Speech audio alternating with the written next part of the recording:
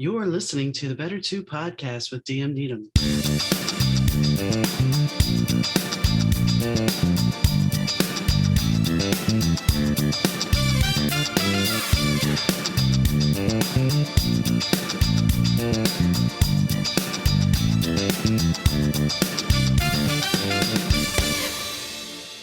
Hi, gang. Donna here. Thank you for tuning into the Better Two podcast. Today's show, I talked to CerVon Campbell. CerVon was a stand-up comedian. He kind of got out of that right before the pandemic struck, but he has been working on music. In fact, his latest collaboration is with John Oates from, Daryl Hall and John Oates, because when I was looking through his Spotify, I saw CerVon Campbell and John Oates, and I'm like, John Oates? And he's like, yes, it is that John Oates. CerVon's song D&D, which is one of the collaborations he did, is actually a really good song. And I recommend you checking out on Spotify. He has quite a few songs that are good. Some of the ones that resonated with me were Again and Cedar Falls, How You Doing? The reason we talked today, besides the songs, of course, we talked about the fact that he had some issues with his ex-girlfriends. And those issues ended up leading him to some very dark thoughts, trying substance abuse, substances that he ended up abusing, and then realizing that he needed to get his life in order and get back on track. And so what he did was he realized, I can't keep going like this. And he explains more. We also talk about his work with the Homeless Foundation that he is trying to start and build apartments for with the help of his mother. And we talk about his collaboration and we talk about life. So I think it's a very fascinating podcast. And yes, we kind of go all over the place, including talking about manners. In fact, we came up with a superhero about manners. Yeah, we were being silly. But anyway, it was a lot of fun and I hope you guys enjoy it. Hi, CerVon. How are you doing today? I'm doing good. How about yourself? Doing pretty good. So you are not just a musician, you're also a stand-up comic, correct? Yes, ma'am. Yes. We'll have this little conversation we had a minute ago. You see, I grew up in New Orleans and you are in South Carolina, correct? Yes. I gotta focus it. And you see down there, you kind of are taught to say yes, ma'am, no, ma'am, yes, sir, no, sir, and ma'am and sir. And if you dare say it to your parents, yeah, you're going to get in trouble. So it is something that is kind of taught to us and it takes a long time to get out of it. So it sounds so rude without it. I feel bad every time. You want to know something though? When I was working in insurance, I actually was on the phone with somebody and I called her a ma'am. I said, yes, ma'am. And I'm like, ma'am. And she goes, I am not a ma'am. Don't talk condescending to me. And I was just kind of taken aback because we were always taught that this was about manners. And this person's thinking I'm being condescending because I'm calling her a ma'am. I'm just like, okay. I get really nervous with it because I am one of those people where I anything I do, I don't want to offend or be rude to anybody. And with a lot of changes now, especially me being in the South, I was kind of slow to a lot of stuff. So my sister, she is trans and she has a lot of friends that are, and if I say ma'am or something like that, and I have somebody say, I'm not a ma'am, I'm instantly froze. I'm terrified. I don't know what to do because I don't want to offend anybody. It is a learning curve. And if I could just not say it, I definitely would. It like I said, it's a very awkward moment. And I admit that sometimes, especially if I get hoarse, my voice goes deeper. And I've had people call the house and, they're like, are you the man of the house? And I'm like, no. I get that all the time. If I shave this off, I get confused for a girl all the time.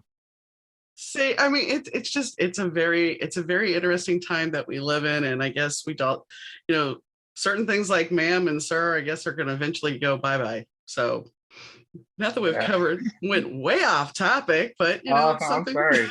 It's something that I don't think if it's like growing up in down south, we said y'all. And I had a friend, I think I was just out of high school. I had a friend who was originally from Michigan and she was like, you guys. And I'm like, what? Ew. You guys, what is that? And so now that I've lived in Illinois for 27 years, y'all is no longer part of my my dialect. It's you guys. When I hear certain phrases like that, it just instantly turns to ill. Like if somebody asks for a soda and they say, "Can I get a pop?" It's it's just like what? Do you know that in the late 80s, I actually, not that you knew this, but in the late 80s, I worked for a telemarketing firm, and they actually, a soda company actually paid people to call around to companies to see how, if it was soda, pop, or a soft drink. They did a survey, a telemarketing survey. They actually paid people to figure this out. And guess what? They still haven't figured it out. So, I feel like people be so bored, and people with money just, hey, let's see what people say. They just yeah, find something to do. yeah, yeah. So, as we've gone off into this little random conversation, which everybody's like, okay, yeah, all right. So, you basically, so as far as your stand-up, let's talk about your stand-up for a minute. I know we're going to focus mainly on your music, and I have listened to some of Okay. your tracks on Spotify, but tell me a little bit about your stand-up. I mean, is that something new that you've gotten into to maybe help with depression and stuff, or is that just something you've always been naturally funny? I like to think that I'm funny. I started off with stand up first, and I was doing stand up way before I got into music, before I thought about doing music, and I felt like it was a good outlet to kind of like be around, positivity a lot because for one, the stand up community, they're like, it's a brotherhood. They lock in with you from the moment you come in, so it's really friendly and everybody's opening. And having like I always like question it because yeah, I've had problems with depression and stuff like that, but I've never really had like a hard life. So I would feel down and I didn't really have an explanation for why, but like having people laughing around me or making people laugh, it just kind of boosted me. It was a great distraction. So I stayed in stand up for a long time. And then I had right before COVID, I kind of slowed down with it and kind of focused on music and switched back over. Actually, that most likely was a good thing because I mean, with COVID, everything got shut down. I got out right at the best time possible. Because otherwise, you'd be doing stand-up via Zoom, and I'm not sure how well that works. Yeah, if you seen the Bo Burnham special, I feel like it would be so awkward trying to tell jokes to a phone. Like I understand how people do TikToks and stuff like that. I just cannot do it. I understand because I mean, when I'm doing, talking to you, it's fine. When I have to do my lead in and my outros, sometimes it's awkward because it's like there's not that flow. And even TikTok, you get on there, it's like, okay, I might as well just go into a room and just scream because I don't know if anybody's going to hear it, and I'm talking to myself, so it's awkward. So unless you're comfortable just putting it out there, it's a little People tense. that are just that comfortable with themselves and just can do stuff like that, they scare me. Those people are invincible. Though, are they invincible or are they invincible right then and there? And if you put them in a real life situation, it may not be the case. You know what? I hope so because we need some kind of kryptonite for these people because I'm my own worst critic and people who be like, I don't care what anybody thinks of me and I can just do that. I couldn't imagine being that way at all. Well, and I'm going to, you mentioned something that is very, very key here. And a lot of creative people have that issue, and that's being their own worst critic. Is Hmm. that something that was it because the way you were raised, you think, or is it just something natural for you? I mean, did people kind of chastise you in school and saying, well, that's not good enough? Or is this just something that it's innate to you? Um, she gets mad at me for doing this, but it's just her character. My mom is she's a level-headed person. Mhm. So you could become like I could become president. I could win a Grammy, and she'll just be like, "Nice." So I can never tell like, "Hey, are you satisfied with this action? I need some validation." And she'll just, I gotta go to work. So I can never tell. And then with myself and like me making music, I just started getting to the point where I'm making the music I want to make. So with other people, like I always needed like a group of people, like a survey. If I could be a telemarketer and just hey, do you guys like my music? I need at least 8 out of 10 of you to like it. If more, then I can't use it. I'm done with it.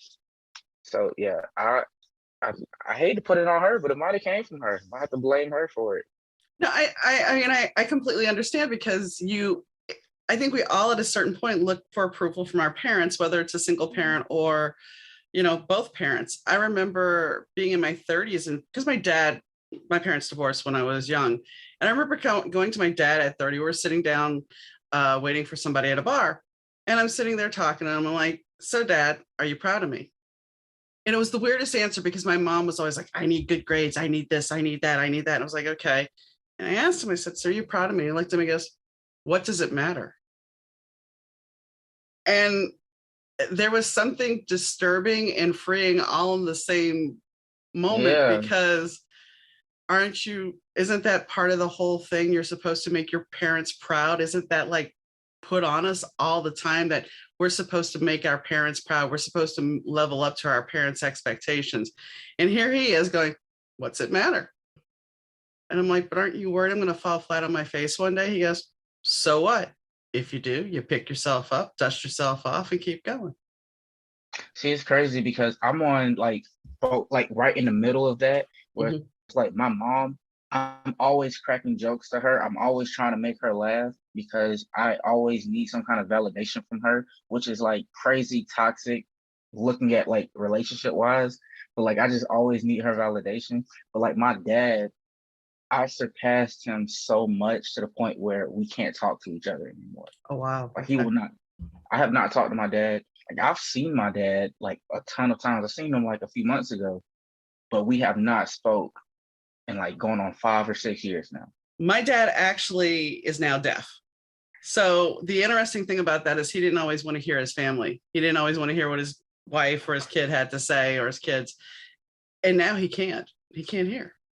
So I thought, well, that's kind of the universe's way of saying you should have been listening.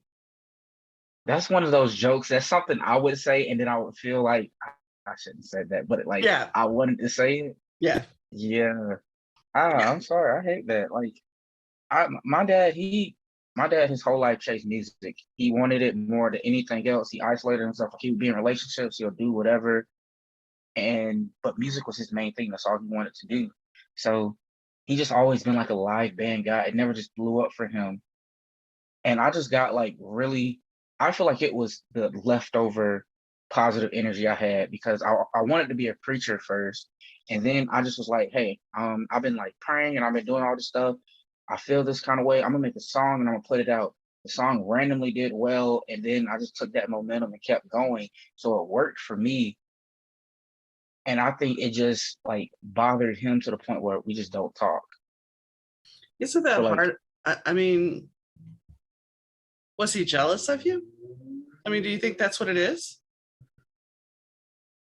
I feel like it's really weird, but like I think so, kind of like I remember he was doing a show and he asked me if I would come and help out and promote it and stuff like that.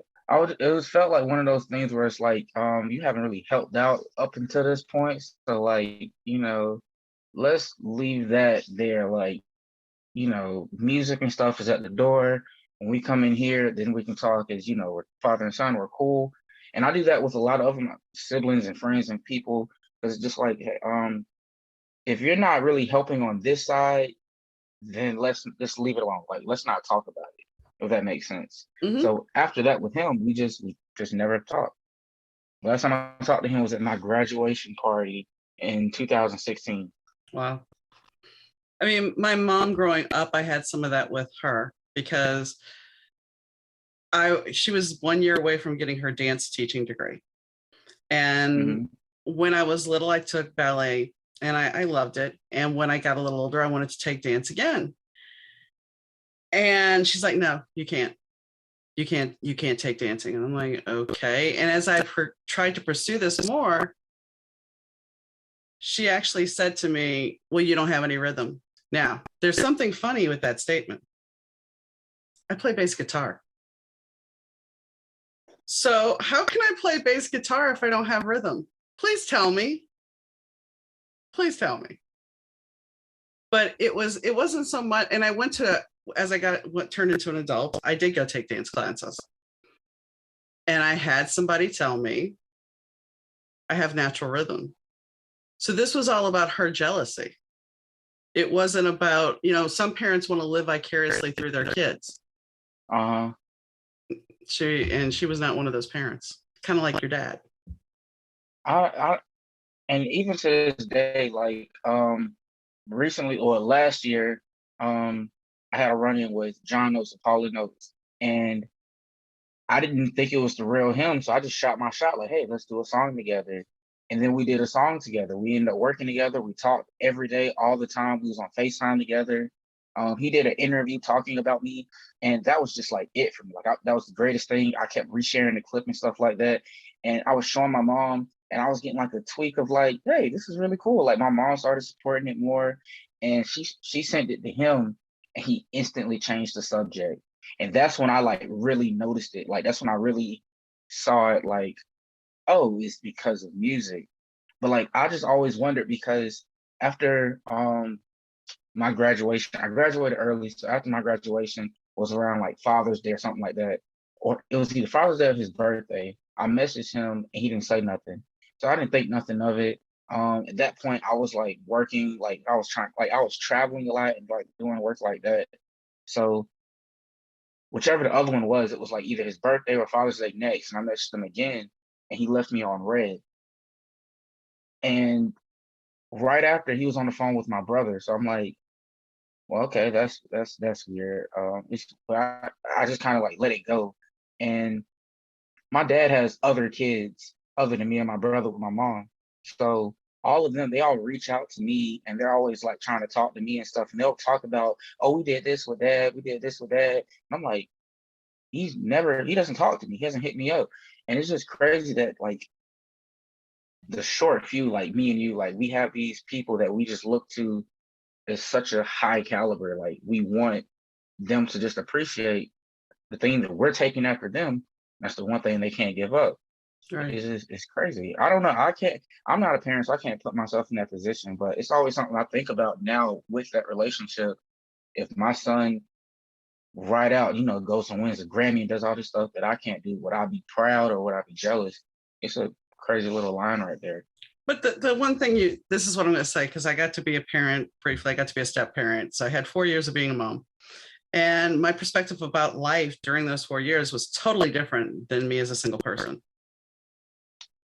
So I think when it comes to that point in time for you, if it does, your perspective will fit the way it needs to because you've learned this lesson from your father. That's the one thing, if you really pay attention in life, you learn these lessons that are taught to you by outside forces, i.e. your father, my mother, and you try to make the better choices as a parent. Sometimes I think being a parent in a later part of your life is a better thing than being a parent young, because you have a little bit more of a handle on the idiosyncrasies that you don't want to repeat in your life. Mm. So That's what I was told. I was told um I'm running like I have two specific exes that like really flipped pages for me, like brought on chapters in my life, and they really changed the way I do music. They really changed the way I live my day-to-day life, even after the relationship.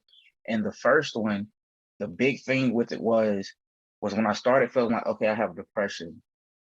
She was one of those, like, she's a heavy Christian. She said, no, that's the devil.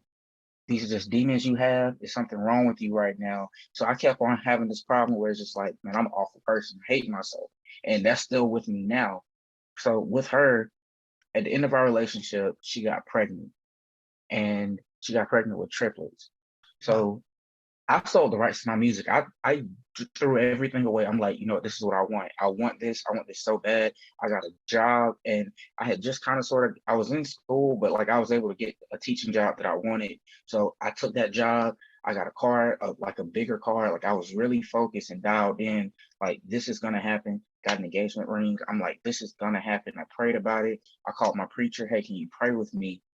And the next day after he prayed with me and her kind of had like an off day. She wasn't feeling good. I wasn't really in a good mood. So we didn't talk a whole lot. The next day, she went and got an abortion, and we never talked again. sorry. So it's just like, no, I mean, it's fine now. It's just one of those things where it's like, that perspective had me just like going crazy because it was like I really wanted to be a dad. I really wanted this in my life. And this guy told me, get all your living out of the way before you say you want to be a parent. Yeah. Because once you take on that responsibility, you're not fighting for yourself anymore. Right. And I feel like that's one thing that my dad just didn't pick up. Because after he had his kids and he did everything, he was just like, nah, I still want to do music. I remember for back to school, he said he was gonna take me shopping. And he took me to a Ross and told me, at first he told me he was gonna get me like all this, he was gonna do this, he was gonna do that. But he took me to a Ross and told me I can get 2 outfits. And I mean, as a kid, I'm like, hey, this is cool. I get to spend time with my dad. I'm getting clothes, yada yada. And I remember how much he spent on those 2 outfits. Then we went to Guitar Center and he dropped like hundreds of dollars because his band was gonna perform that week. Yeah. And it's like I'm not knocking him for it. It's just like it showed me a lot. It showed me some like the way I felt from that situation. I don't want to make somebody else feel that way. That's what I said about these 2 exes I had. I know how I felt in situations, and I don't want to make nobody feel that way. So in a relationship I'm in now, me and her both have mental health problems. And I know how being with somebody who didn't take mental health seriously made me feel. So in my relationship now, I'm not gonna shut any of her things down. If she feels some kind of way, then I understand she is feeling it, and I may not understand that, but I have to still be there and support that. Funny So thing. I just think that's. Oh, go ahead. I'm No, I sorry. was going to say, I'm go talking ahead. away. No, go ahead. Go I ahead. was like, I just see these perspectives, and I just know, like, okay, I felt so small when I saw like me in 5th grade getting new clothes was such a big deal, but like it was nothing to him. It was just like, I gotta go ahead and do this, and then later I'm gonna go do what I actually want to do. Feeling like second place. I know if I have a kid, feeling like first place is a really big deal. So I'm not gonna put nobody in second place. So I just think that that's just a mindset that he taught me, even without trying. And I think it's a valuable lesson. I mean, a lot of the times now, especially now when people are so stressed and, you know, there's a huge age gap between you and I, but I mean, for me, you sometimes had the stay at home mom, and then sometimes you didn't. And sometimes you were a latchkey kid and sometimes you weren't. But everything wasn't going on so quickly. You didn't have all the distractions that are there today. And Hmm. that being said, though, I mean, I had a moment with my dad. He would pick me up. This was after they split. My dad was, if I saw my dad drink when they were together, it was a very rare thing. And after they split and divorced, he drank a lot. He would have these parties. He would have friends over and he'd have these parties. And he was with a lady. And once they got together, that's when all this started, especially when they moved out to Slidell. And I remember if I wasn't going with my cousins to go roller skating or we weren't at my grandmother's house, so really I'm not spending any time with him. I'm spending time Hmm. with everybody else because if I was at my cousin's house, I'm playing Star Wars. And if I'm at my grandma's house, I'm playing the Atari in the back bedroom. Um, but when we would go to his house and he was having these parties, I remember asking him, I'm like, Dad, can we not do this? Because we used to before she came along, we would sit there and go to the movie, we would do other things together. And then when I asked him, I said, Dad, can we just spend some time alone? And I remember him getting mad at me. And he was on call at the fire department. He was at the firehouse at the time when I made this call. And he's like, what's the matter? Don't like my friends? And I remember kind of like you were saying about being frozen, just like I was mortified that he yelled at me because of this. I mean, and it may not have been yelling, but it was the tone. It was the harsh tone Hmm. of how dare you without saying how dare you. And I was just like, it's not that I don't like your friends. It's just I want to spend some time alone. Well, we'll see. Never happened. Never happened. We would have these parties again, and I'd just be like, great. So for me, it was a lesson. You talk about lessons. It's like because my grandfather was an alcoholic at times, and my dad was at times, and I had gone to bars when I was little. I didn't have that need to have a drink. I didn't want to Hmm. drink. I took my mother's vice, which was overeating at times. or stress eating. So we each pick up something from our parents, whether we want to admit it or not. It's just a matter of how do we grab a hold of it, recognize it, and then deal with it. And, I'm going to say something. You said mental health issues. If somebody tells me they don't have a mental health issue, I'm going to call them a liar, because everybody's got something. I don't care how you say it. Everybody's got something, whether it's My mom anxiety. got to experience it recently because my mom, she said it was like her first one. She said she had an anxiety attack. And the way she described it, I was like, oh yeah, that's me like every other hour.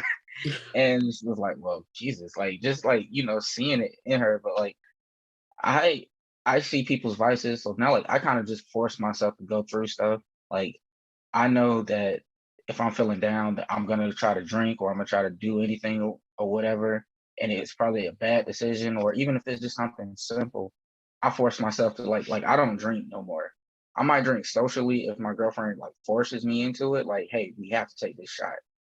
Then like, okay, I might not even fully do it. And like, she smokes weed and stuff like that. And I mean, I'm not knocking, it's just I will not allow myself to, because I feel like a lot of the problems that I have trauma wise and like just mental health wise, I brought onto myself. So I'm not trying to get an escape from it. I'm trying to like force heal myself, like just force my way through it, rip the band-aid. Hey, I'm dealing with it and I'm gonna get over it. So like with alcohol and stuff like that, I completely doubt out. I just can't do it. Don't want to numb it. Don't you, do you sometimes channel when you're going through something down to lyrics? And I say this all the time. This is why I tell people like I don't personally like my music because I'm reliving stuff. Because I really, each one of my songs is a specific moment, and like if I have to sing it or listen to it, then I'm reliving it. So like sometimes it's okay, but for the majority of the time, like I have a song Miss Universe or the newest song that I just did with John D&D. Those were like really hard times where I didn't have no escape but to start writing. So it's kind of like, okay, we're gonna have fun because we're playing it for other people, but deep down it's like, turn this off. That's the thing. And I've had this conversation with a couple of people. It's like there's been times in the last year, and I lost somebody really close, my husband, but there was times when I would sit here when I started doing the podcast, and I'm like on the podcast and I'm all smiles and everything and having a good time. And it was around the 1 year anniversary, and I'd get offline and I'd just be in tears. And that's the thing. I It's mean, really we hard to all fight through it. do. I said it's really hard to fight through it. Mm-hmm. But you have to. It's like, that, dare I say, you have a public persona at a certain point, Mhm. and you have to keep that happy face on. You're not supposed to break, which goes back to, the Britney Spears thing. And everybody, Mhm. everybody talks about the Free Britney movement, and I'm glad that that's working out. I am. But what about everybody that was so after her when she was having her breakdown? When people were following her like crazy? How does any Makes celebrity, you feel bad. yeah, any celebrity You see that, the last pictures of Chadwick Boseman, the mhm, last few months of him when he was looking sick and everybody was making jokes. And at that time, I felt weird. Chadwick Boseman is from like where I'm from. Like I met him one time, and I swear that was like one of the best moments of my life. So it's always like, and it's weird because it wasn't ever one of those things like the obvious thing people go to, like, oh, he's a black guy, he's from here, this, that, and this. It wasn't that. Everybody has talked about it, but it seemed like one of those fake things, like fake nice things that people say. He just had this thing about him that like, and it sounds so corny, but if he was talking to you, he's talking to you and he's actually there in that moment. So I did a speech and debate and he did too. And his school was at we asked for like volunteers to judge and he volunteered to be one of the judges. And at that time, I think it was around 42 or right before 42. It's right in there, but he's still established as an actor. So meeting him, it was just like, oh, cool, this is a famous guy. He's from here. And that's when it was like, the obvious stuff. I'm like, okay, I can look up to this guy. And then I talked to him and he was just saying like, I'm just doing this. Like I seen something I liked and I just kept on doing it. He just gave like this basic advice that, every celebrity gives, but it was just like I felt seen, and being seen by somebody that high up is just like really empowering. So like seeing him like that, I really felt bad. I don't know. It's one of the weird things. Like people don't look at the bigger picture. With Brittany, I wasn't like old enough to really understand what was going on, but like I grew up with like people making the jokes, and I Yeah. watched South Park, and South Park did not take it easy on her at all. Oh, Nobody took it easy on her. no, So I really feel for her. South Park ticket was very hard on several people. Several people. They are full blast. They do not care. No, Oprah. I will say the Oprah episode, and if you know what I'm talking about, then you know what I'm talking about. Otherwise, I'll talk to you about it off air. But when they went after Oprah one time, that was pretty bad and pretty tacky. But anyway, because my husband loves South Park. But the whole point back to Brittany is everybody was hammering her, and here she is. I mean, she's got two small kids, and they, dare I say, they all wanted a piece of her. And then now, since I look at celebrity kind of like this. They build you up, they put you on a tower. And I had the same thing happen when I met my first husband. His in-laws were like, I prayed to God that he would meet somebody, and you're it. Okay. And then a month later, I meet his kids, and they kind of move, they start moving in with us because certain things happen. And his mom and his grandparents are all like, you were just the best thing that's ever happened to them, da da da da da. So all of a sudden I went from being single to having someone live with me to being a mom, and I'm on this pedestal. And I'm not very comfortable being on this pedestal. So what do I do? And how do I handle that? And that's kind of how celebrity is. You put people on these pedestals, and they're just human beings. They have illness, they have mental illness. Sometimes they can crack because of the pressure of how do you handle success? I mean, that was a conversation I had yesterday, is what does success look like? Why does success, what happens when you reach that pinnacle? And people are now, you don't have a moment's peace. How do you handle that? And how do you not have a breakdown? So it's so crazy that that's one of the things that so many people chase, but it's something that not a lot of people can really handle. No, and like then it's something I'm chasing and I can't handle. Well, I mean, you've performed live, correct? Yes, ma'am. And when you get off that stage, there is that adrenaline rush still, because especially if you've had the applause and you've had the people come up to you and congratulate you after the show, and they talk to you after the show, you are running on that high, that adrenaline high of, dare I say, praise.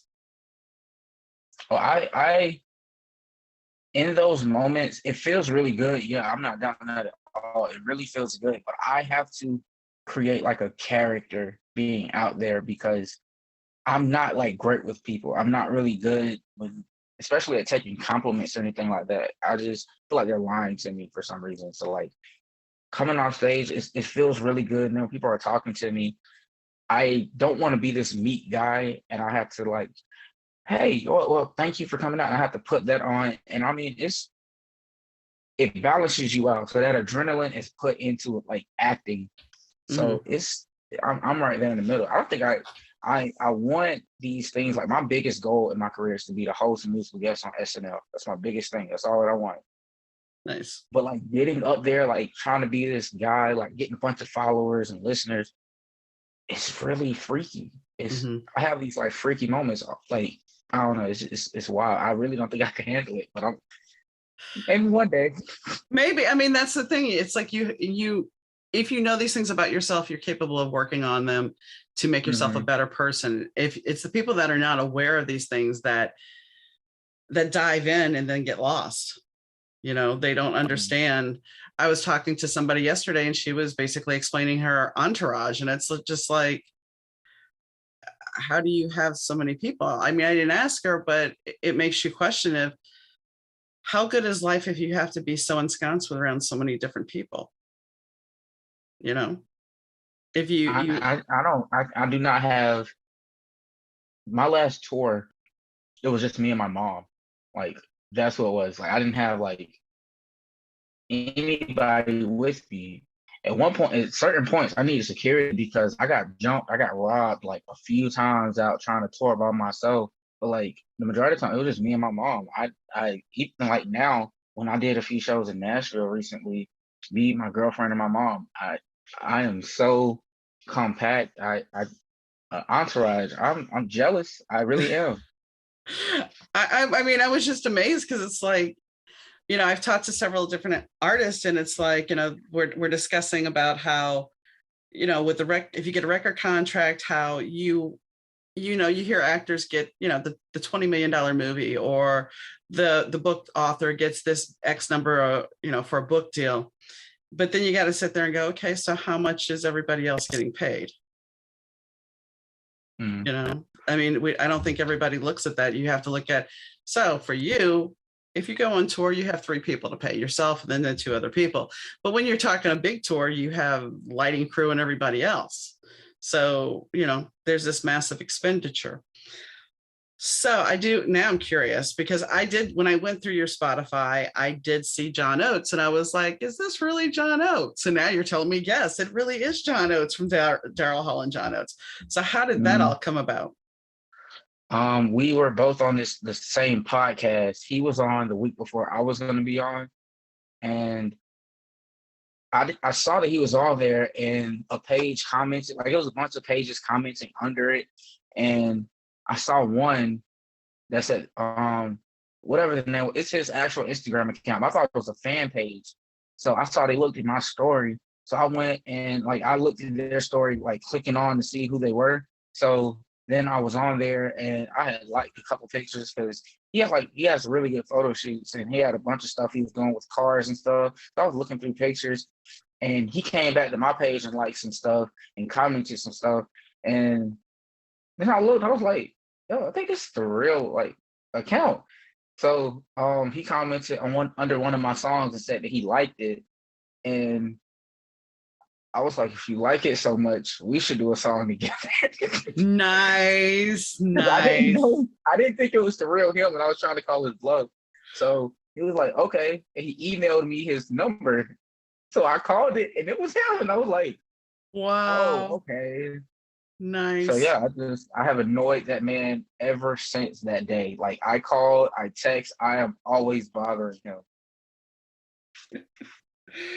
Nice. You should tell him to be on my podcast. I will. He's so cool. He will do it too. He will definitely do it. He's the sweetest person. I did actually see him. I think he performed at Live Aid. Mm-hmm. And I was there, so I did see them, and yeah, I have a story about their song "Family Man." Mm-hmm. Going back to my parents being divorced, and yeah, my dad at this point has the girlfriend, and that song becomes popular, and it's like anytime I'm in the car with my dad, I crank that song up just to annoy him. I'm a family man, leave me alone. It's just like, mm-hmm. I don't think my dad ever got it, but for some reason the kid in me there was some little revenge there. I always want to ask him about like those kind of things, because like he did We Are the World and all those like really big moments, and I'll be wanting to ask him, but I try not to fan out hard talking to him because I know how annoying I already am. Because I'm always asking like music side of things questions, because he has really changed my whole perspective on music. Yeah. Like I'm asking these little questions, and then when I want to ask these big questions like about touring and stuff like that, I feel so like a fan and weird. But then when he opens up and he tells you these stories, it's just like, wow. Well, this is what I'm going to say. There's a guest that I interviewed at the end of this season. By the time this airs, it'll be the end of last season. I just interviewed him yesterday, and his name's Merchant. And he actually did a collaboration with, and the guy also played bass and helped produce the record, John Taylor from Duran Duran. Mm-hmm. So he actually worked with him, and he's kind of mentored him. So it's like, I know from talking with him that it's like, he respects him. And if John Oates was willing to respect your music and want to collaborate with you, then he's not going to think you're a fan. And I think, I'm going to say this, he's going to look at you as a peer. If he was willing to work with you, you're his peer. So get out of your head. I'm always trying to. When we went out, Oh, my girlfriend saved it so bad because we were leaving. We just me and him did a live like a Reddit live performance, and it went really well. Everything was good, and I'm like, okay, we need to hurry up and leave because he, not him, but the producer we recorded with last time picked on me, like made a joke about like me bringing my mom. So at this point, my like the three of us are in Nashville, and my mom dropped me and my girlfriend off. And it's kind of like I could have went by myself, but we Mhm. have family in Tennessee, so we made it a whole thing. So we got dropped off, and it's me and my girlfriend. We're leaving out, and I'm like, we need to hurry up and leave so they don't see us getting in the car with my mom. So like we walk to this restaurant like down the street, and we're waiting on her, and she's like, I'm okay, okay, I'm about to pull up. And then John and this guy, Trap, I cannot never think of his first name. They came walking, and then they waved at us, and they waved, and Kay looked at them. I'm like, shh, just don't move, don't move, don't move, don't say nothing. And John was like, hey, y'all want to come eat? And I'm like, oh God.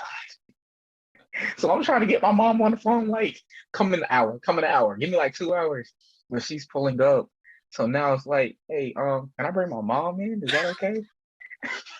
And he was like, yeah, sure. So my mom's walking in, and I'm like, don't embarrass me. I'm trying to give her this pep talk before we sit down. And all of us sit down, and I'm so awkward. Like I'm sitting up straight. I'm trying to be professional. I don't want to eat my food sloppy. I am zoned in right now. And my mom, she has it in her head. She's not trying to embarrass me. She's on Facebook. We are dialed in. And Kay, she just kept the conversation going. She kept it. She was just on it. She saved it. Because otherwise, it would have been a completely awkward dinner. But it turned out great. So, you know,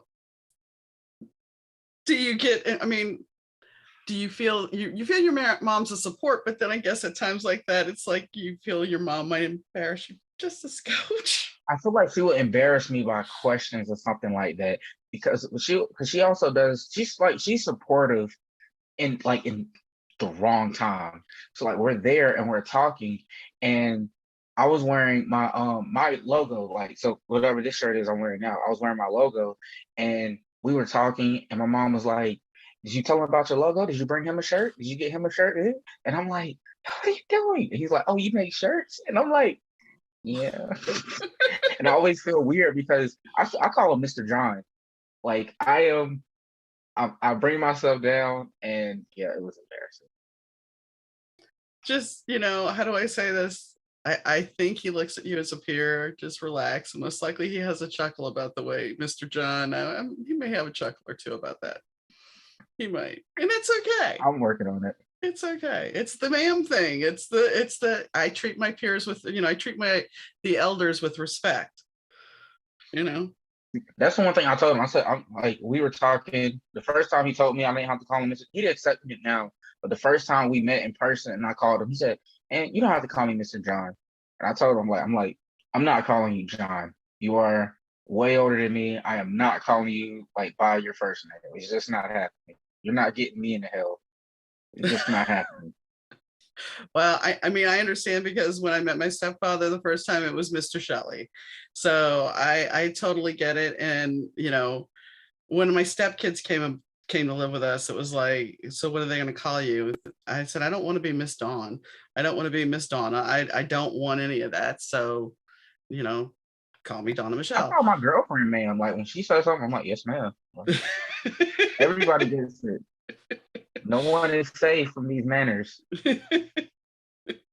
I'm on a mission with manners. That's I me. am. I am. So maybe you could be nicknamed Manor Man. I'll take it. That sounds like the friendliest superhero out there that is actually cleaning the city. That sounds like his job. I will take it.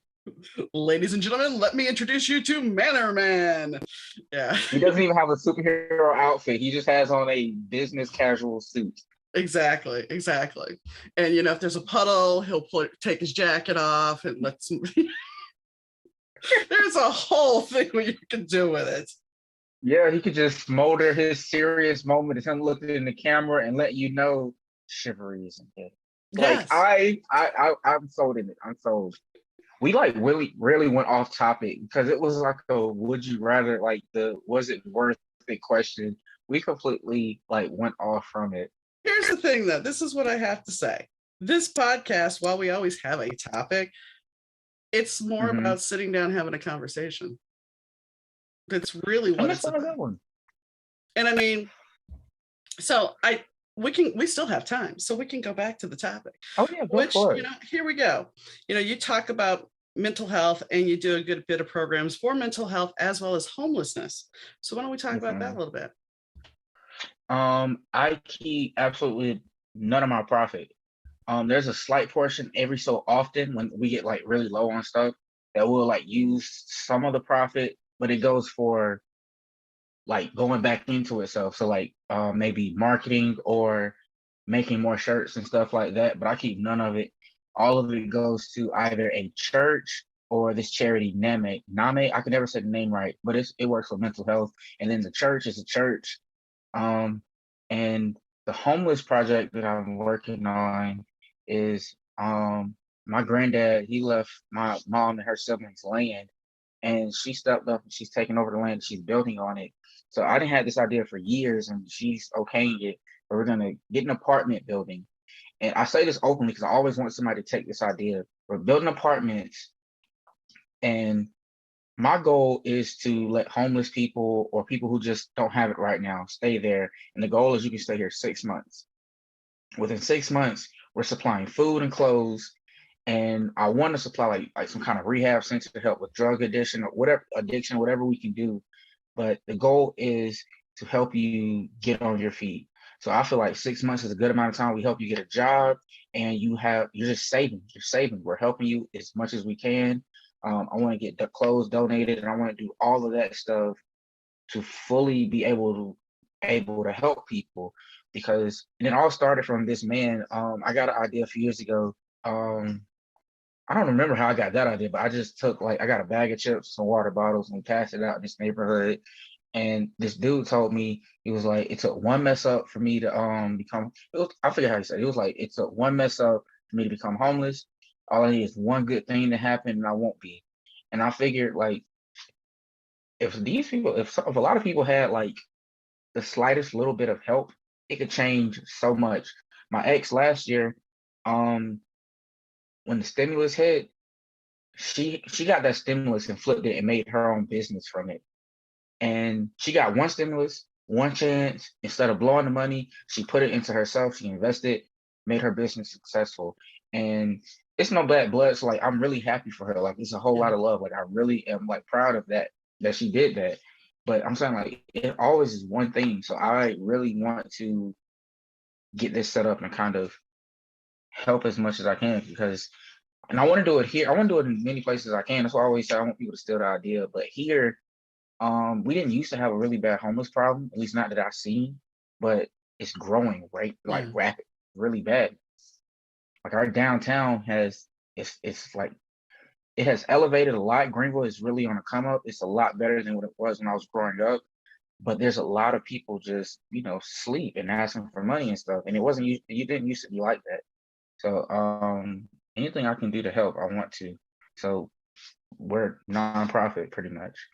I know exactly what you're saying. There was a old Sheraton hotel in Arlington Heights this was 15 years ago, I guess, or maybe 12.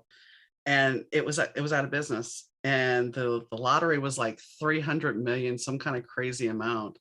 And my husband and I are like, if we win the lottery, we'll buy that damn building and we'll turn it into some kind of shelter for people, and that you can get a job inside there working in the kitchen, to start you out, to get you cleaned up, and make it all apartments for people that are homeless or returning vets, and that way they can have a sense of community and have mental health care and everything else. Yeah, that That stuff. It's people just need the slightest thing. I remember this dude. He kept on saying he was home. I don't know if it was like 100% true, but I know he would always say when I saw him at this gas station, he was only homeless because he couldn't get a job because he was homeless, and it was a cycle. He can't get food or nothing like that because he doesn't have a job. He can't get a job because he doesn't have a home, and it was just like it makes sense. Mhm. And people don't So understand. shuttle buses, whatever we can do, I want to help. Exactly. And I mean, that's the thing. People don't understand the cycle, that one small thing. And here's a bigger thing, because of the way our healthcare system is set up in this country, and I don't want to get political, but the way the healthcare system is set up in this country, if you have a major heart procedure, you can lose everything. I mean, when my husband had fortunately at the time he was on Medicare, but he went into the hospital. He was there for a couple of days before they did the surgery because they did not want to, they wanted to make sure he was hydrated and everything before they went into the cardiac bypass surgery. He was in the hospital for 10 days. With the surgery and everything else, it was $174,000. Now, that being said, Medicare reduced the bill down to $17,000. Now, if that were you going into the hospital with regular insurance, your 20% copay most likely would have been about $40,000, which I know it's off, but I'm just guessing. That's about right. So about $17,000. Who's got $17,000 laying around? Who? It is so crazy the stuff that they do, because I do not take this lightly. I got so lucky for them. They cleared my student loans.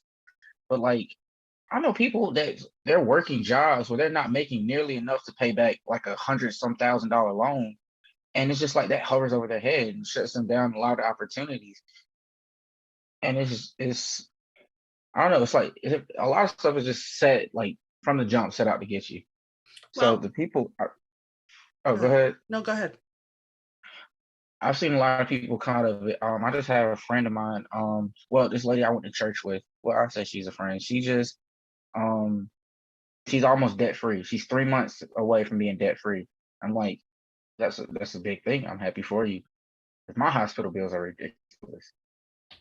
I mean, that's the thing. One hospital bill could ruin you financially. And, when I look back and I know inflation, they'll say, oh, inflation hasn't been that bad. When I lived in Indiana, we had a 4-bedroom house we rented, or no, 3-bedroom house we rented with a basement and 2.5 or a bath and a half. And we paid $475. You couldn't find that now. A studio I can't get an apartment. apartment like that. I live in a small town, and I was looking at apartments just for giggles and grins because eventually I'm going to sell my house, and I might not, because it's $850 for a studio apartment in the middle of nowhere. And I'm just like, how do you? I have like one of a 2-bedroom here. I have a 2-bedroom here, and they're pushing it to like $1,200 or something a month, and that's like cheap here. But then and then you got, when I look at McDonald's, and this goes back to that. So in 1984, I'm making $3.25 working at McDonald's. Our McDonald's has now got a sign up saying $16, up to $16 an hour. Okay, well, that's great. But what happens is, unfortunately, is as the wages go up, everything else goes up. And it's just, it goes back to what you were saying about this cycle. It's a cycle that, oh, okay, so we're going to give you a raise on your disability, or we're going to give you, because this was for my husband, we're going to give you a raise for your disability. Guess what? Medicare is going up. Oh, but besides Medicare going up, basically to take that, your prescription drug plan is going to go up and your supplemental is going to go up. And nobody ever thinks about that. So that $20 you may have gotten has now been added 3 different places. So you're ending up with negative. I just had this conversation with a podcast, I would say like 2 weeks ago, where we were talking about, because I went to school to be a teacher. So I was a teacher, and then I was a CNA, and I worked both jobs at the same time. Both of those jobs cost not a lot, but they cost a good bit to get into, and then you're not really making a whole lot. So we were talking about jobs that should get raises, and I said basically what she said: if they get raises, they should only get raises if like everything else around them isn't going up. Because if you get this $5 raise, but it costs $5 to get a gallon of milk, you stand in the exact location you was at. So she was talking about jobs that should go up, and she said minimum wage should go up. So like fast food workers should get a higher pay raise before CNAs, this, that, and this, because CNAs, they're not doing this and they're not doing that. And I'm like, Well, you go out there and wipe a butt for $12 an hour all day, changing, like dealing with blood and stuff like that. All these like ridiculously gross things that you wouldn't think to do. You go do that for a low wage and then not be able to pay this and pay that. Yeah. And just tell me how you feel, because I'm not bagging on anybody working at McDonald's and stuff like that, but it's a different level of responsibility and focus that you have to put into Right. being a CNA. Which it sounds bad. 'Cause No. I'm really not trying to step on anybody at McDonald's, but like CNA was like that. That showed me so much. Well, That showed me so much. not to mention the abuse of the patient or the abuse of the family members that you may have to deal with if they don't think you're doing the care properly. So there's a lot of different Exactly. aspects. And I'm going to say this, and I'm not busting anybody's balls about McDonald's, but I'm going to say it anyway. When I worked at McDonald's, drive-through was brand new. You didn't have an automated drink dispenser. You didn't have all the automation. You had to do everything by yourself. And I was making $3.25 an hour. Now the fry basket, and I had burns on my arms at the time from the fry basket. Now the fry basket raises itself up, the drinks drop down, and they're making a hell of a lot more money than I am, or was. By pressing buttons. And I mean, hey, you doing your thing, that's fine. But like, why are they're making, like, my CNA job paid $12.50 an hour. McDonald's, they're making almost 17. Do you know Chick-fil-A people are making about 17, 18. Taco Bell's got a whole other idea though? Taco Bell is actually thinking about doing automated drive-thrus where you type in everything on your phone and it's delivered to you through a tube. So, And you know what? They'll still come out making a whole lot more. And it's crazy because they don't even understand the system where it's like, okay, say we give you this dollar raise and this McDouble is going to get taxed by what, 20 cents or whatever, which doesn't seem like a lot, but it adds up. And then all this stuff is slowly going up where it's just like, there's really, on paper, you're making more, but you're not making more. And we had this whole conversation and she said she just didn't see it. She just did not see it. And I'm not trying to change nobody's perspective. no, You do you. No, and I get what you're saying. I mean, like, I've gone to Aldi because Aldi used to they have decent gluten-free bread and they've always been pretty reasonable. And I haven't been to Aldi in about a year. And last time I bought it, because I hadn't eaten bread. So I bought a loaf of gluten-free bread over at Walmart because that's the only store we have in the town. And it was $4 something. Okay.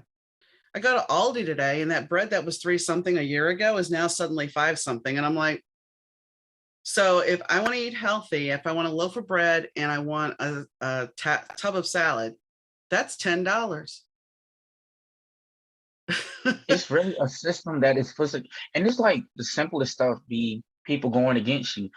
Us going to Nashville, I Airbnb'd in the whole apartment since it was all three of us. I wanted us to have space, but also be together because I didn't want us to get a room that my mom be far away in a room by herself. So I wanted in a whole apartment for all of us to be together. So I booked it, I paid for it, and then they messaged me and said, then they messaged me and took $500 out of my account and said, this is a security deposit. And I'm like, well, that's something you should have said because that's nowhere on the thing. Where they're like, well, if you go to our website and you go to this and go to this and go to this, then you'll see. And I'm like, well, I don't just, peruse websites for fun to know that information. So I'm like, okay, fine. Because it's a security deposit, I'll get it back. So then they stop it and say that they have to call. I had to set up a call and they needed me to send a picture of me holding my license. Okay. So I have to take a selfie holding my license. I send it to them, do what they want. Okay. So then they say that the payment isn't good. Why is the payment not good? Because you took it, so it was good enough for you to take. Well, they didn't like that it was on a Cash App card. I don't like payments coming off of my debit, like my actual bank card, because I can't just turn it on and off. Cash App, I can turn it on and off. So they don't like that it was a prepaid card. So I'm like, okay, well, can you refund it? I'll put it on this card and then y'all can take it from that. She says, no, they have to cancel the room, issue a refund, which will take 7 days. And if I want the room, which was 2 days away, I have to spend the exact amount of money again, security deposit and the actual fee, again from my account. Wow. So what'd you do? Why? Um, Yeah. I just Why do told you them need? to refund me the room. I found the quickest room I could, and the only thing they had available was a Motel 6. So I got 2 rooms at a Motel 6. I had listened to my mom complain about it the entire time. I didn't think it was awful, but she found she's a nitpicker. She found problems with this, that, and this, but we made it do. I got my refund like 3 days after we got back. I couldn't fight it. I when there's that many things against me, I'm not gonna just keep on taking it. No. I am a certified quitter. I am not a loser. I am a quitter. And I did not lose the situation. I got myself out of it. At least you're clear about it. At least you are Uh-huh. clear about it. So, let's go back to your better two moment. When you were talking, when we were setting this up, you were talking about you kind of had a breakdown when your ex. Was that after she had the abortion, or is this other ex? This is the other ex. The first one, divorce, it drove me, the first ex, that drove me into like, I want to drink, I want to try weed, I want to try pills, I want to try all this stuff that everybody around me was trying. And then I seen like, bro, I'm just escaping my reality. I'm just running from stuff. I'm not getting anywhere because at that point I'm in college. So it's like I need to get serious about where I want to be in life. My second ex, I noticed that I was getting mad, even while working with John, everything going on in my life, and now I'm trying to transition into making music and all this stuff a career.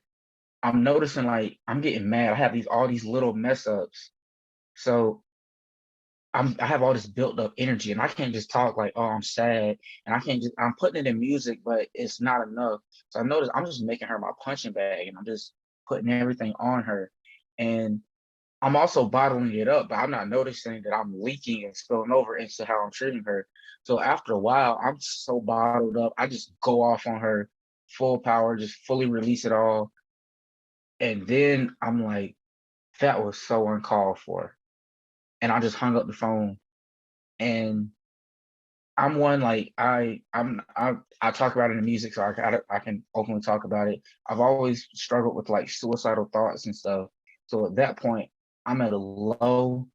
I really felt like I'm an awful person. I treated her like this. I can understand why people around me are the way they are because I'm treating people poorly.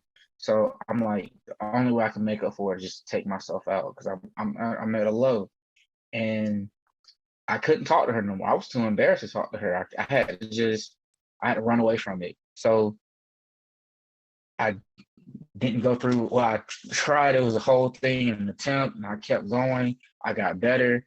And when she reached out and I reached out and we could have talked it through, I was just so embarrassed that I just ran into another relationship. And I'm always in the middle of like where I want to be because I love Kay to death. It's been over a year now with us. So I'm happy here. But on another hand, I could have actually gave this relationship with my ex a try and, got through it and, didn't be a didn't be a coward about it and, actually followed through and like tried to make things up, tried to apologize. I just felt like I was so far in the negative. I just had to open a whole new bank account. So that's what I did. And I took all those things that I learned from the past two relationships and stuff like that, and I try to really implement it to the best of my ability now with Kay. So like my first relationship, I couldn't talk about being sad. Now I'm not gonna open up, but like I want to say, hey, I'm feeling this way, I'm feeling this way with her, but like I'll listen because I know how it feels. And I know if I'm feeling some kind of way, I need to leave the situation or find another outlet because I can't just be sitting here making her feel small just because I had a bad day. So and there's other little things too, but at the same time, I still struggle with the fact that my ex was actually a good person. She didn't do anything to me, yet I treated her bad. And what hurts the most is it's not really anything I can do that's going to change the fact that her memory of me is I'm a bad guy.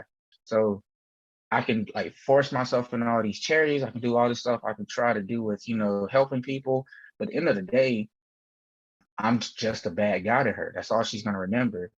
So like You if somebody ever talks about me like, hey, CerVon is a stand-up guy. I like CerVon. You're like, well, you don't know CerVon. And the fact that that's out there in people's mind, it bothers me, it haunts me, and it's nothing I can really do about it. So I just try to, be better with Kay and be better with other situations in my life. How do you know that she won't forgive you? And I'm not saying that you'll ever know, but what my point is, you know, this playing the therapist here, and I'm not licensed, but the thing is, in order to move past it for you, you're going to have to forgive yourself. And hopefully she will forgive you to move past it. The thing about it is, whether you're a good guy or a bad guy, at that moment, you were going through something. And sometimes maybe that was a lesson she needed to learn, because maybe there's somebody on her horizon that she needs to see before he gets there, that she really needs It's to see also a when he middle ground. steps Like, up. like if I had a time machine, would I go back? And I think I'm happy enough with Kay now. I know I'm happy enough with Kay now. I know like that's not anything I really want, like I want to do. But the last time I talked to her, I did apologize. I did try to, and it was fine. It was like a good like ending conversation. But at the same time, I don't know if that was real or not. It could have been just like, hey, he reached out. He's trying to apologize. It's whatever. I don't want, because like I'm still close, like I'm still cool with her family. Her grandma, me and her friends on Facebook. She Facebook video chats me every so often. Her brother called me a couple of weeks, like a couple of months ago, and her cousins, a lot of her family are still active in my life and really active in helping me with my music and stuff like that. But I'm still that guy that treated their sister or their daughter, granddaughter, or whoever like this. And that's information that's out there. And that's why like I can't, especially after that, I was like, yo, I'm finna drink, I'm finna go do this. I can't do that because I'm never gonna recover from it. And I know what you're saying, like I have to forgive myself and stuff like that. But I try to channel it into motivation, where it's just like, those like cart like it's I see it on Family Guy a bunch, where like they're trying to work out, so they'll like hold a donut over their head Mhm, and that's mhm, what they're running for. Mine is the fact that I have done all this. I have to chase music and whatever I'm doing, I have to run at it so hard so I can get somewhere where I can kind of make other people's lives better and just kind of take the negative that I did with her and try to make it positive for somebody. So mhm. that's kind of the goal. So like I know how I felt in that situation. I know how I felt in those different surrounding situations. So I put it in my music. I talk about it that way. And that's like this guy Hobo Johnson, a guy I'm a really big fan of. Me and him, he's helping me with my album. And that's what I want the general topic to be. I want it to be like, if you're not feeling okay, if you feel alone, which sounds really pretentious and really cliche, but like if you feel alone or you feel like you have this going on or something like that, and you just want to hear somebody talk or you need to get something out, I made the lyrics like D&D. I made the lyrics to D&D specifically so if you feel low, you can say it and your speak words of affirmation. I not is that the word affirmation? Affirmation, You're yeah. saying these positive things outwardly so you can come. I'm religious too, so you can cover yourself and feel better. Cause like I know like a lot of people say if you say it over and over, you might believe it. So in that song, I say, I'm not depressed. I won't have these thoughts again. And the other songs in the album, I'm trying to make it where it's just like you can sing along so you can feel like you're talking to somebody, or you can just hear me and kind of connect with it somewhere in there. I really want it to be kind of an interactive thing, but I can't like, have everybody on it. But I want it to be where you can be included and not feel these kind of ways. So like how I treated her, I put that in the music so I can say I did this and then come back and say I felt like this. So you can kind of trial and error where I was and you can kind of stay away from it. So that's really why it's been like taking me so long to do anything. Like I've been putting out songs, and these are like super old songs. Like D&D is from last year. I'm really trying to dial in and kind of help how I can. I don't know. I'm trying to cover the board with mental health and kind of make something people can connect with. I don't know. I'm talking in circles. No, you're fine. And here's the thing. You want people to connect with your music, and if they can listen and get something out of it, it's important. I was going to say, you were talking about your current relationship. My husband at a certain point was told, we were both told, actually I was told before him, you're on borrowed time. And he had already had Hmm. depressive issues. And we had already implemented this beforehand, but because his depression started to get worse, and sometimes he didn't want to talk about it. This is going to sound really stupid, and people are going to be like, oh my gosh. We got to the point, I think it was about 4 or 5 years ago, that if one of us was having a down day and we didn't want to talk about it, we had this little blue and white panda, and it would sit on the kitchen table. And if one of us didn't, we were down, but we didn't feel like talking about it, we would put the panda over by the person. And it was like, I'm blue panda today. And eventually we would talk about it, but it was setting the tone that, look, I'm not in a good headspace. I'm having a hard time. And it would give him a pass because, he wasn't one of those people at first to be open with his feelings. So it took him a while to get there, but he did open up to me most of the time. But when you're dealing with the internal of, I'm counting the days before I die, and with COVID, he didn't die of COVID, but because of COVID, he'd watch the news and he would just bawl his eyes out because there was all this death. And the blue panda was a way of him being able to say something before he actually needed to say something. So what I'm getting at is, if you're having a moment, find something to do with your girlfriend where you have some kind of touchstone that she can see that, okay, you're having a time. Let's step back. And it's like when somebody gets mad. I mean, I've had this conversation before because he was legally blind, and there would be times when he'd be in the kitchen cooking because, even though he was legally blind, he loved to cook. I'm not going to take that away from him. And he's having a Hmm. time and he's like, GDMF. And I go in the kitchen and I'd be like, are you okay? Is your name MF? Now, as a younger woman, I most likely would have went back at it. As an older woman, I'm like, walk out the room, wait about 45 minutes, half hour, come back in and say, hey, you okay? Yeah, I wasn't mad at you. I'm sorry I said that. I think that's something that we don't think about. When we get caught up with somebody else's reaction, we take it to heart when it's not really about us. And that's kind of what I was saying to you about the girlfriend, because she may not remember that anymore. She may look back now and go, I'm kind of glad that happened because it made me aware of somebody else. Because whether you realize this or not, we do repeat patterns in our life, and we Hmm. get some of the same people in our life. And so you may have helped her from picking out somebody that could do some bad harm to her mentally. Yeah, I want to be a good memory, and I just hate the fact that I can't be. But if I can help, then that'll be good. So if I help her in the next one, that's still good. Me and Kay, our blue panda would be. We say that we watched this comedian. He told a joke about how when he was in jail, they had this phrase that they would use when it was like something's about to happen. You don't really know what's about to happen. So we say Mexicans got on boots. Okay. I Okay. don't know, like you have to hear the joke. It sounds bad, like off the But no, wall. as I hear long it as you now. got something, though, as long as you have Yeah. something, and that's what I'm getting at. So before we end this, let's talk a little bit about your music. So D&D, I listened to D&D. I thought that was really good. I actually highlighted a couple of songs that I liked. D&D again and Cedar Falls, I really liked them a lot. And I did listen to Miss Universe, and I could tell that there was a little tension in that one.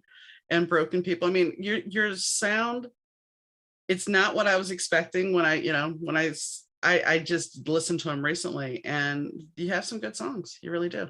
I appreciate it. And, like I said, when I saw John Oates, I'm like, is this really John Oates or is this some other dude? Well, apparently, just like you. Everybody kept thinking that it was a sample, and I was like, I understood. Like I wasn't trying to fight it all, but now that like we have a few pictures together. I really keep pushing him because it's like, no, believe me, it's really him. So, I mean, are you planning on collaborating with him more? We've talked about a few things, and with me making more music now, because I haven't had like I've been putting out new stuff, but I haven't really recorded since like earlier this year. So now that I'm getting back in, we've talked about ideas. So hopefully, and he has introduced me to a bunch of new people that I want to work with and I plan to work with. So I'm hoping so. The song we have next, that we talked about recording next, I really hope that he goes through with it, because like we talked about it and we both said we like the idea. So hopefully we have another one. Then do it. And here's the thing I'm going to tell you. If the man is willing to work with you like this, don't worry so much. Get out of your head about, oh, he's just a guy like you. He said how we look at celebrities. I know. Like, because like I always like, you make my dreams come true in these songs. I knew the name and stuff like that. So it's just meeting him, and then he's shorter than me, and just seeing like he's a real like person right here. It's just it's a really good feeling that makes you feel good. It was a high and low. It's like, oh my God, it's him. But it's also like, hey, I'm right here beside him. It's a bunch of different emotions. So I've met him a few times now. I've talked to him a ton of times now, so I'm getting better with it. So hopefully next time I might even be able to drop the Mister and just call him John. Celebrity came, and I've talked about this before, but I'm going to say it anyway. Celebrity came to me when it was after a concert. I was in New Orleans, and this band was sitting at a bar outside. New Orleans bars tend to be open and outside. And the bodyguard was there, and there was all these teenage girls, and they were screaming. And my friends were part of that group. And I went across the street because I'm like, I'm over this. And I'm looking in one of the shop windows, and there's a chain link fence on it. And like I said, the girls are screaming, and the band just wants to have a nice evening and relax and everything. And I remember the bodyguard sitting there screaming, they're people, not animals. And I'm looking in this fence, and at the knickknacks that are in the window. And I'm like, yeah, that's actually a very true statement. They are people. And I'm looking in this cage. And so that moment kind of summed up celebrity for me in a big way, because it's like, they are just people with really cool jobs that have some money sometimes, and they get to do what they love. So, why we are in awe of them, because they create things for us and make us happy. But the truth of the matter is they have problems like us. It may be a different caliber of problem, but they can have mental health issues. They go to the grocery store sometimes, and sometimes they have other people do it. But in general, they have all the same things we do. They go to the bathroom just like us. I mean, we don't look at and I know those that things. John told me, he really put me on. Because I pitched him an idea for a music video for D&D, and it was like I was really just making a bunch of jokes, and I was like, this would be funny, this would be funny. And he was like, this is a serious song. This is a serious problem that a lot of people go through. I don't think we should make jokes. And it was so real. And I wanted to make a joke about that, but I was just like, you're right, Mr. John. But no, I had a whole idea. I wanted to start the video off with like a skit, like, okay, we're coming here to record the video, and I was gonna have a blonde wig on, and I was gonna say, okay, so I'm Hall. And I had a whole idea for that. That is harsh. I wanted to come in with a blonde wig, and when we like get started, I wasn't gonna be like, "What are you doing?" And be like, "I'm Hall," and just leave it at that. Oh, and how kind? So he just said it was, but that part of it. What did he say about that? I didn't even get the pitch. Okay. That one. I was saving that one for last because I knew that would have been a little weird, a little touchy. So I kind of steered a little way from it. So I was telling him the other jokes, and he was like, "Oh, okay." And then when I was getting up to it, he was like, "But it's also a really serious song." So he like brought it down to earth, like, "Okay, calm down." And I was like, "I'm glad I didn't start off with that joke." Yeah. It's a joke that's better left unsaid, I suppose. So, Yeah. looking at what you've gone through, and the better two thing is all about, I know your answer is, if you could go back and change how you acted, you would do it. So really, your better two is kind of multi-layered, because that experience made you dabble in things, and then you ended up getting out of those things because you realized you didn't need that escape. So it's a really weird better two moment, because I know the better two is, I wish I wouldn't have acted like that, as far as with the ex. But then the other better two is, I'm kind of glad I had that experience, because it taught me that I don't need that stuff, and it's not healthy for me. Is that about right? Yeah, that's about right. I'm glad. I wouldn't go back and change anything because, for one, I wouldn't have a few of the songs that I have out now, and I'm happy with those songs. And I wouldn't have Kay. I think, nothing even against my ex. I think me and Kay just kind of, we really fit each other better. So I guess I just have to, sacrifice. I just have to keep that bad memory in her mind. So I say I picked the right choice, I guess. I would say Kay is a better choice, because Kay's got your back, it seems like, and that's a good thing, Yeah, she does, and it is. especially in this world and in this life. So if there's anything you want to tell my audience before I sign off, what would it be? Um,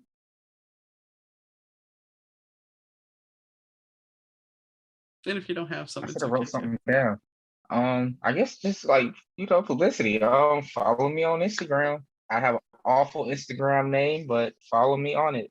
Well, what is it? I hate saying it. It's Sex Monkey Limo Driver. Okay, before we end now, I have to go, why is it Sex Monkey Limo Driver? Where did that come from?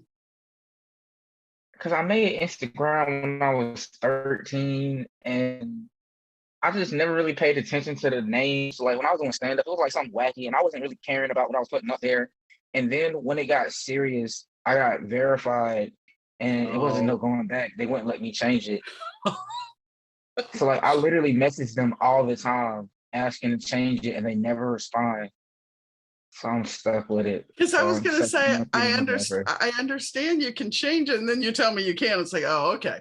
No, boy, I'm I have tried sorry. to change it so many times. I got to meet Carrie Underwood, and I was trying to tell her, I wanted to tell her, like, hey, follow me on Instagram. But it was just like, nah, it's fine. It's memorable. It's memorable. Oh, boy, wait till I tag you. Wait till I tag you in an Instagram. That's what John said. He was like, just be okay with it, because it's the name. A lot of people, it'll stick with people. Yeah. And I was like, yeah, I guess. And think about the marketing you could do.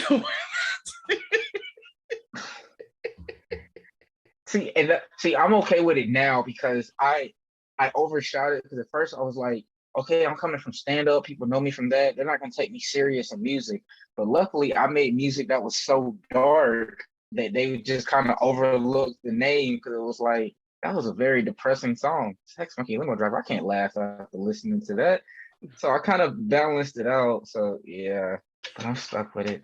And you can also find him at betcha.in/CerVon Campbell.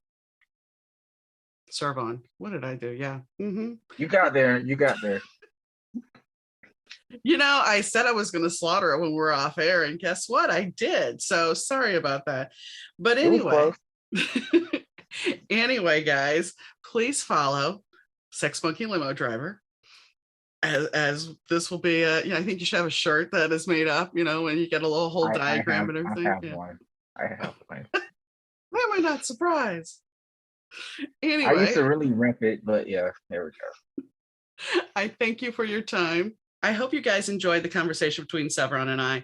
It was a lot of fun doing it. And yeah, we kind of went all over the place. Even he admits that we kind of got off topic. Well, if you've listened to most of the podcast, it just kind of goes, just like if we were sitting at a coffee shop.